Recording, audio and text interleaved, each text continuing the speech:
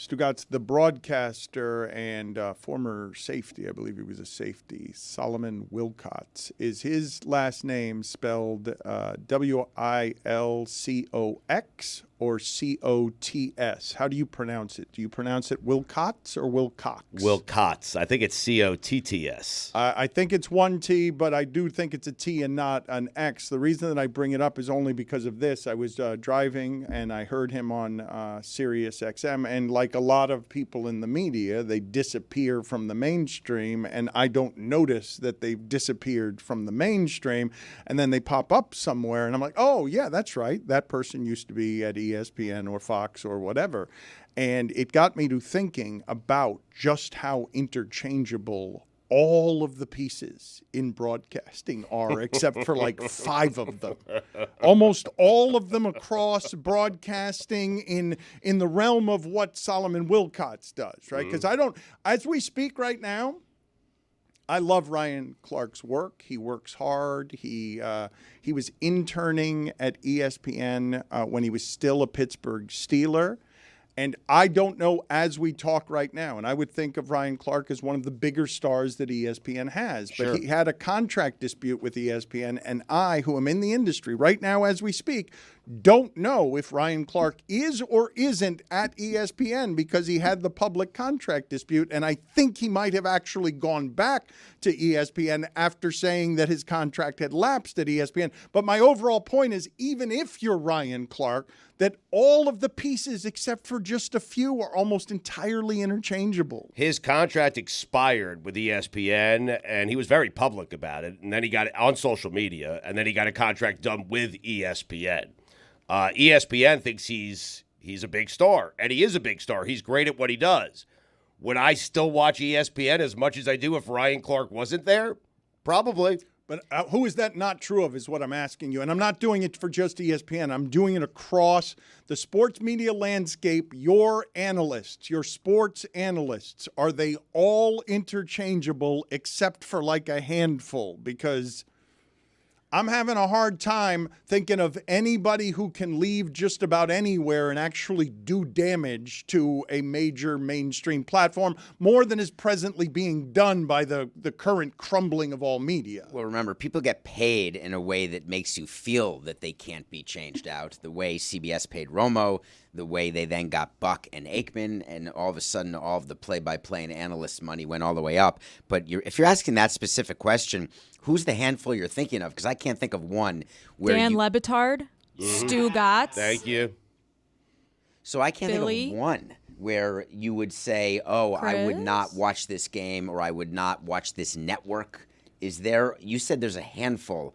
Were you thinking Le Batard McAfee type, or were you thinking? I'm thinking. Romo No, Aikman? I was thinking of what Stephen A. Smith is doing to Skip Bayless in the ratings. They started at the same salary. They both make $8 million a year. One of them is now having his career ended, while the other one's about to get the biggest contract in sports because that's what he is. The biggest contract in sports broadcasting because he's that valuable. It's the amount of money that he makes for ESPN. But I love that show, and I love Stephen A. Smith. But if you took Stephen A. off the show, like I don't watch the show that much. All right, but I'd still be consuming ESPN is my point. Stugotz, Shannon Sharp is one of those people, obviously. Right. Like he just ended one kind of show where they have someone making the $8 million, went to the other show where they have someone making $8 million, and the other show is now got 8 and 9 and 10 times the rating. My point is, I could live without those guys. I love to watch them. I think they're great. They're a luxury. You take the games away, then I'm not watching ESPN. Okay. The games are what's important to me. All right, so you can say that everyone in broadcasting is disposable and interchangeable, and I would not disagree with you. But if that's the case, then why pay anyone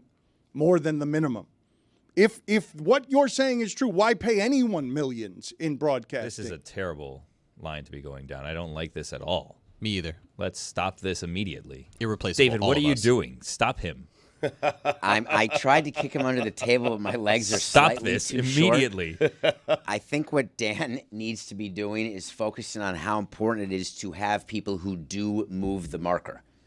That is what every network is looking for. Who actually makes a difference? Who is a channel stopper, not a channel changer? And that is what you're doing. The reason why you have the show you have and you have the sponsorships you have is they feel as though the hours you provide cannot be provided by someone else at that same level. Do you know that's why you're here, I hope. I would say this platform is a different kind of platform, though. This is where I disagree with David. Like, yes, we're doing this thing on our own that allows us to have our own economy, but it's hurt ESPN not at all to not have us. There's no real damage there. They could let go of my salary without any damage being done to ESPN. It doesn't mean that they're not letting go of something that's valuable to me, but it's not valuable to them and doesn't have to be. They could let go of Stephen A. Smith and they'd be fine. They could let go of Pat McAfee and they'd be fine. You say they'd be fine, but First Take would be something less than fine. But ESPN would be fine. Okay, it's his larger point. But the show that he does that makes money, yes, of would course. not be as good. Would of Disney course. be okay? Yes, Disney can withstand anyone. Right. And Disney can withstand any human being in any walk of life leaving without impacting the brand. He already did. They lost the rights to Steamboat Willie and nobody cared. That's not Mickey, though. Right. I think I figured out the problem with your popcorn, Dan. It's stale. Huh. That's because you weren't here last night when it was fresh. Maybe. You and Stu, only 2 members of the shipping container not to be on the stained carpet. Was the popcorn good? I didn't eat it. Really? You can't taste anything, Stu. I also, when you're Allegedly. talking, Right, still. I don't know if Jessica shared with you, she was eating the popcorn, thought it was a little dry, and it got in the way of some analysis during the Oscars. I would say, Dan, if I were to critique your famous popcorn recipe, it needs a little bit more moisture and more seasoning. Yeah. The seasoning was good, but I wanted more of it. I wanted it to rub off on my fingers like a Doritos Locos taco. It's in the bottom of the popcorn bin is the problem. Well, then we need to mix it Has better. to be on top. Yeah. That's That's on you, if there man. were more moisture, it would It's a bad adhere strategy, to the right? popcorn I mean, kernels You gotta better. do it right. You just need more liquid so that He's saying user error. He's saying you didn't mix the popcorn well enough before doling I'm it out. saying add a little liquid.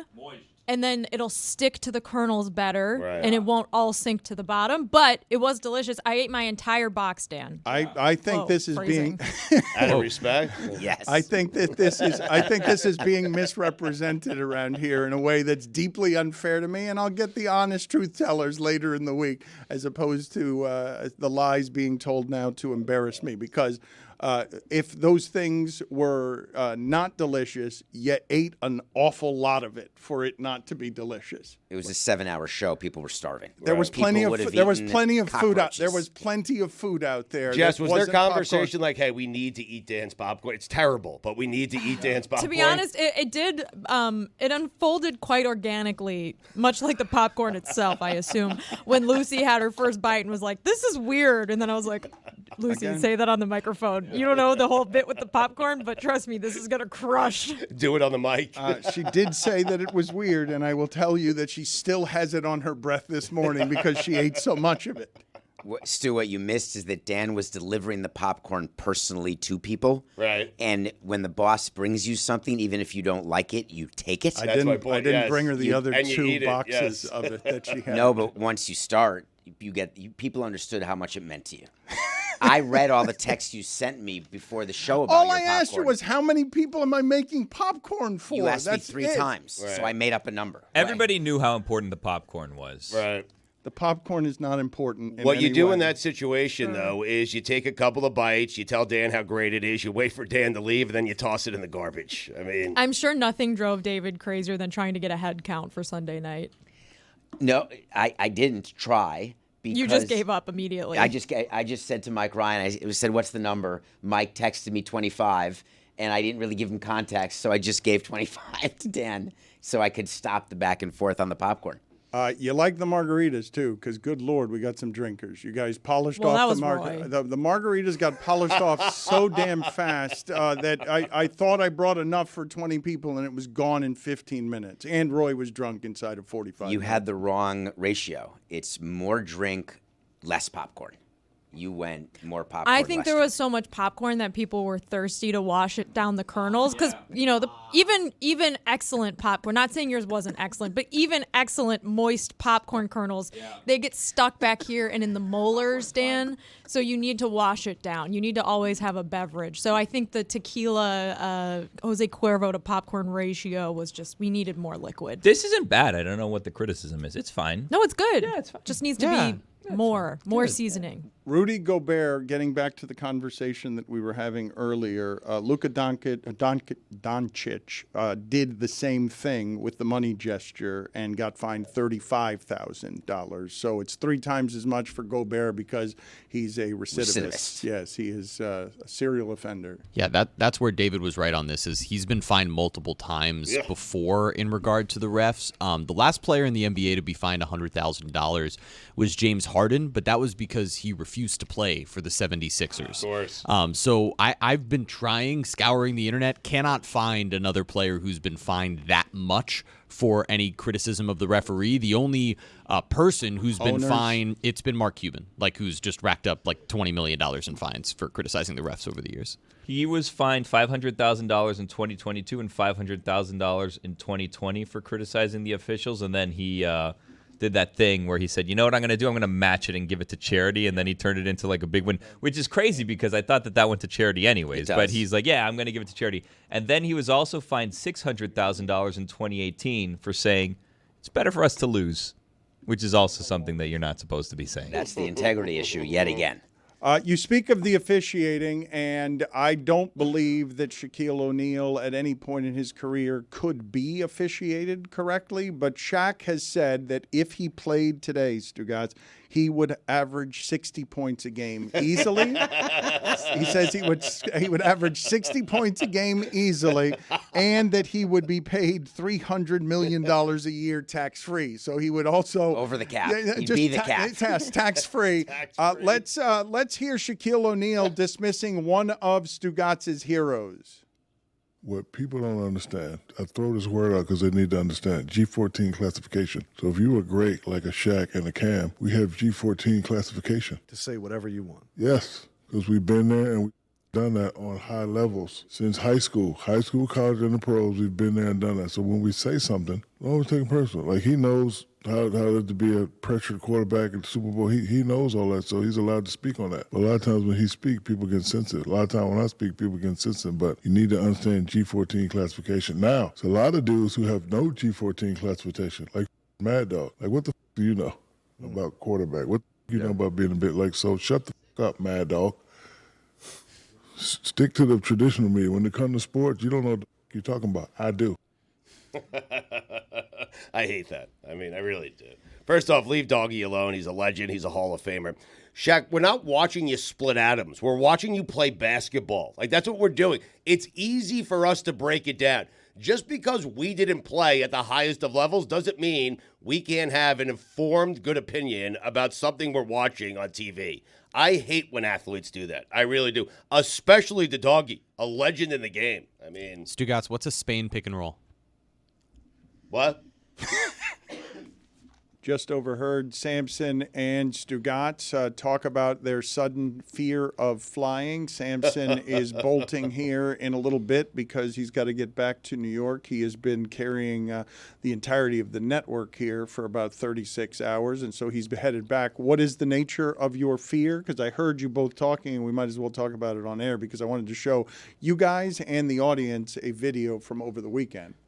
David is flying today, and I flew last night, and I flew United. And I asked David if you're flying United. He said no, he's an American guy. He's flying American Airlines. I fly United now, Dan. It feels, flying in general feels like a crapshoot, but United really feels like a coin toss, man. It's the safest way to travel, Stugotz, so I don't know how you define crapshoot. Planes are making emergency landings left and right. Doors are falling off. Wheels are falling off. Things are falling off planes. But they're all landing safely, so it's. Look, one wheel fell off, but there's still 6 other wheels there on that one, leg. That's fine. It's a different story if that wheel doesn't fall into a parking lot. Well, without cars. That wheel falls on a person.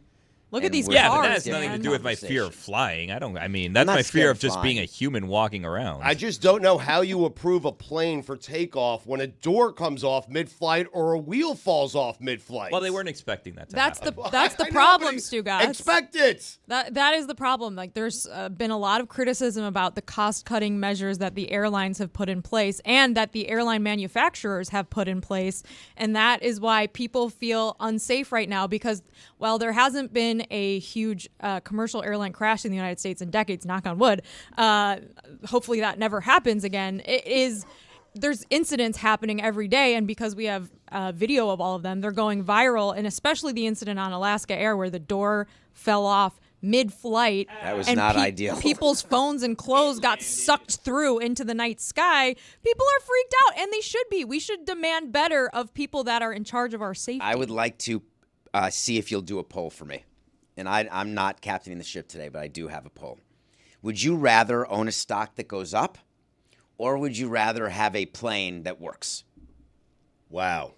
And it's a good question. I asked It that is a good seriously question, because yes. what we're The talking people about that own the is Boeing. stock would probably answer different than people that don't, which is scary. What Jessica was referring to is Boeing, and Boeing's having a real problem. Last week because- tonight did a comprehensive report, as they often do, on just Boeing and all of their cost cutting and the partnership that they got into that made Boeing go from the safest and most respected of all the airlines to something that has been contaminated and corrupted by the need for profit. by the need for stock price. It doesn't have to be profit. You can have a Right. good stock price. There's a ton of great stocks where the companies have never made $1, which is very bizarre. So it's not even that. It's that they needed their price to increase their stock price. There was a ton of pressure from that partnership. And so the issue is that Boeing doesn't have the number of inspectors they used to have. There's not the duplication of jobs that used to exist. So they'll get rid of layers to save money. Still, you'd expect the door to be bolted. I mean, there's like a bottom line of stuff. Well, Or the wheels not you'd to also fall off. expect not for giant wheels not to fall out of the Yes. sky in a way that could kill anybody that was below. No, that's exactly right. I have been privately following this Boeing situation since the two really tragic crashes in 2017 and 2018, I believe, the Ethiopian Airlines flight and the Indonesian airline, I think, The was 737 the other. Maxes. The 737 Maxes, which had some sort of software update. I'm not technically savvy enough to describe to you what it was, but horrible incidents and just absolutely reading about what happened to these people and how their families have been trying to get justice for them. It is horrifying and terrifying. And Boeing has largely gotten away with it and has now relaunched these Boeing Maxes. They fixed the software issue, but now the Max 9, which is the flight that the Alaskan Airlines flight that had the fuselage door that came loose, is the center of attention. They grounded all of those flights or all of those aircraft for months while they inspected all of them. And it's like, when is there going to be some sort of address that happens to Boeing where it's like, you guys are lucky something worse hasn't happened. You're lucky there wasn't someone Something sitting in worse the did seat happen. It next just to didn't the happen flight. in America. Correct. Well, Yes. exactly right. Right. And that is 100% why it's terrifying, why it's scary to anyone who's paying attention, because it was largely able to be swept under the rug here. And I don't know, I didn't watch the John Oliver clip yet, but It's 30 minutes he dedicated to just this, and it's all horrifying. and there's so much entanglement between the companies and the government regulators that I think really should frighten people, because it's like, who's in charge here? How do we find some sort of safeguard for passengers when everyone knows each other in this industry and they're looking out for each other? They changed the marketing. So no longer, so it used to be that people were scared after these crashes, they wouldn't fly on the Maxes. So Boeing, instead of actually hiring people to have it not happen, instead they changed the name of the plane. So you don't often see anymore. It's now the 737-900, the 737-800, the 737-700. They Out do of it. sight, out of mind. Out of sight. Listen, who Love wants it. to think about it? But I'm more when you're at inclined to the walk on that airport. plane, though. When there are tires falling out of the sky, I want Yeah, but- somebody to have thought about it. But you changed the name. That's a heady play. I mean, There are. I mean, yes, on Stugotz Clownface Airlines, it's a heady play. Not if I'm risking my life. it's still way safer to fly than it is to take 95 in Miami. This is just like when I was in college at UCF and there was a string of armed robberies in a stairwell at one of the apartment complexes, and instead of actually hiring new security, they just changed the name of the apartment complex before the new freshmen came in.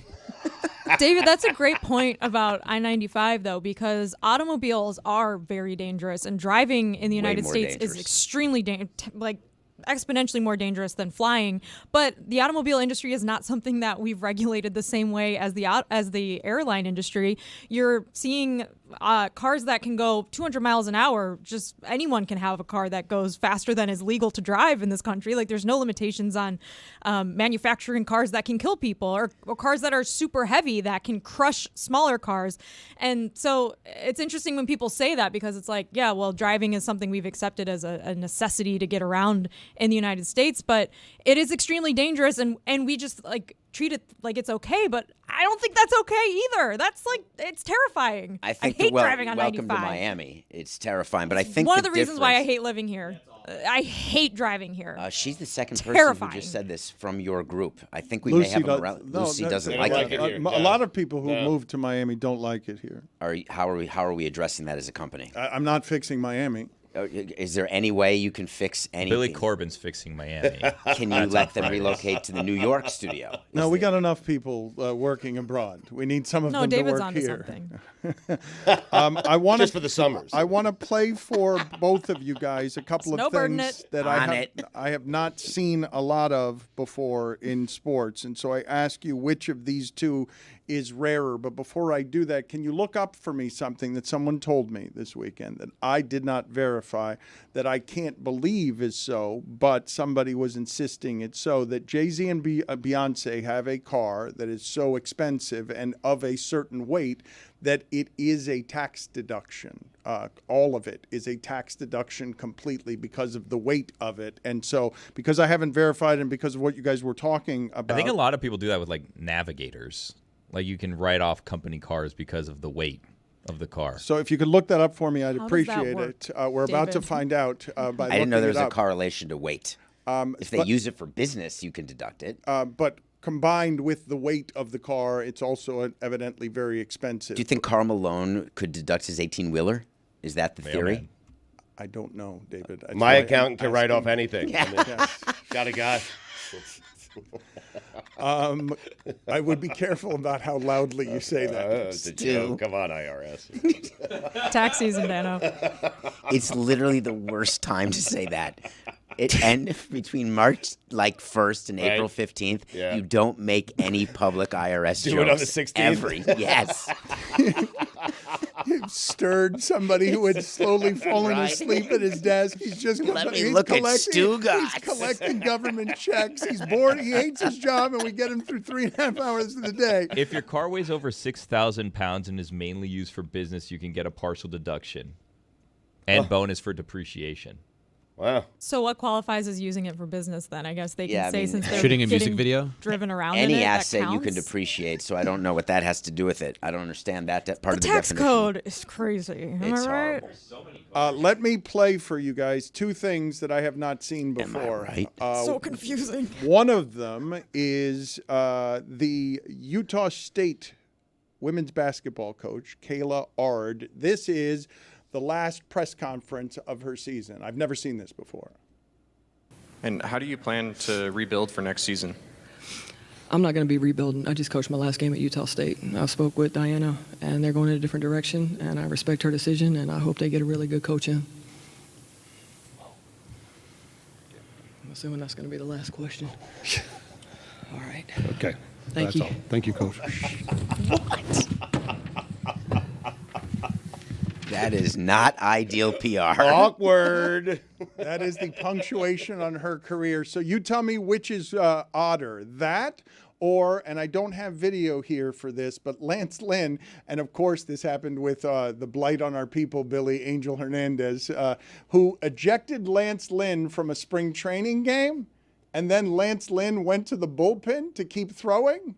And he ejected him from the bullpen as well. That's baseball. I mean, he went and he ejected Lance Lynn twice. That's on Lance. That's not Angel. Although where Lance was, he's on the Cardinals. At Roger Dean, did this happen? Yeah. He could have gone to the There's backfields. there's plenty of fields that he can throw. That was a on. little I mean, F you to come Angel. on, but come on. What are we doing? What are we doing? It's spring training. This reminds me the other day, I don't know, we didn't talk about it, but Thomas Bryant of the Heat, because he won the championship with the Nuggets but was suspended, they let him go back into the arena in Denver to get his ring, but then immediately after the ceremony, they told him he had to leave the building. He couldn't even stay for the enjoy game. Those are the rules, He Dan. couldn't even get nostalgic with his championship teammates. He immediately had to leave. It's like, come on.